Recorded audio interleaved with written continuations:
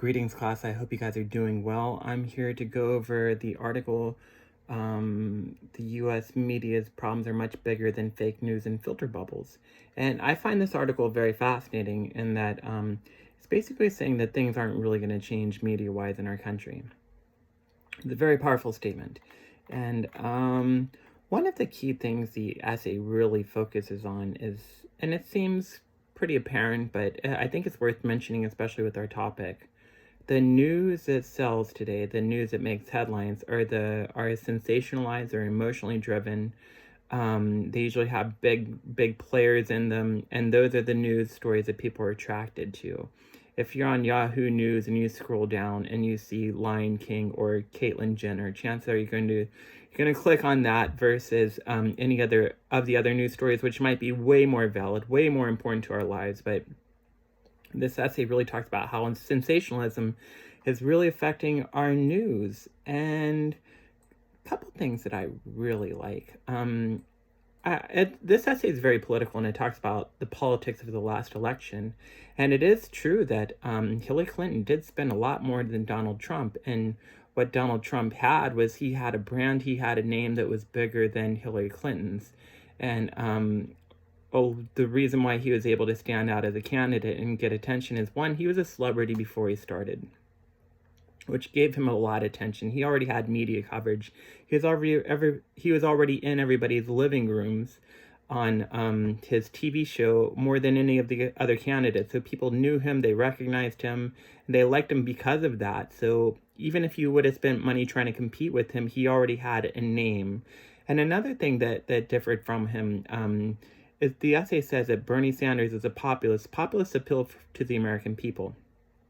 And also Donald Trump was a populist too. He appeals to the American people as well. And they're saying the reason why Donald Trump did better than Bernie Sanders, or the reason why he's gotten more attention, is because a lot of the things he said are how can I be safe and a good moderator right now? He says a lot of major things that are sensationalized and are big stories. So the way he really got attention in the last election wasn't for his policies per se, though his realistic policies. It was his major stories of when he said, I'm going to build a wall and Mexico's going to pay for it. And as soon as he said that, he was huge. He was a huge success overnight just off that line. And that line brought him a lot of attention. So it was the fact that he had a more pompous attitude, a more pompous stories around him, which made him gain more attention, which also swayed the election. And that's what the essay really talks about in many, many places. And they also say sometimes the better product doesn't win. I like their example of Apple. Apple used to have the best computers. Everybody wanted an Apple, but today, and this is arguable, but PC has been outselling Apple for a while now. A lot of people are into Dell computers and things like that. Not to say that people aren't buying Apples, but I think that just because you have a better product doesn't mean it's going to sell. And what it says is Microsoft started to, they had cheaper prices, more affordable for hardworking families, and they were appealing more to their audience than Apple. So I thought that was an interesting idea in terms of computers. Let's see, what else does the essay say? This essay really says if you have a brand name, you can make the news. And if you don't have a brand name, if you don't have a way of getting attention, it's really hard to get noticed. And one of the examples is golf. They said if there is a golf tournament this weekend, which there wouldn't be, but if there was, nobody would watch it. But as soon as Tiger Woods enters it, and he hasn't been good for a long time, but just hearing the word Tiger Woods is going to get people to watch it. They also have a thing about Harry Potter. J.K. Rowling, she had a book with a pseudonym name and it didn't sell. And as soon as they found out it was her who was writing the book, there was an explosion of sales. So I guess what this essay is trying to say on a deeper level is that some of the most important news stories aren't getting to us because they have these brand names or bigger people in the news that really attract people's attention.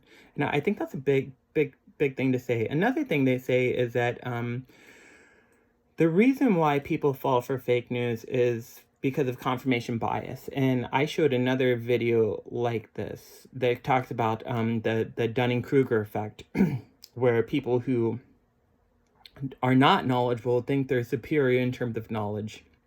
And that video goes over that. But confirmation bias works like this, where once you start to read something or see something, you start to buy into it and believe it more and more. And then you start to see it all around you, even if it isn't real, even if it's been there all along, but it's not that important. And I think a prime example of confirmation bias would be this. Let's say you want to buy a Jeep. You want one. And all of a sudden you're driving down the road and you start to see more and more Jeeps, and it starts registering in your head, man, I really need to buy a Jeep. Now, there are just as many Jeeps on the road as there were the day before, but now that you want one, you're seeing it more and more and more.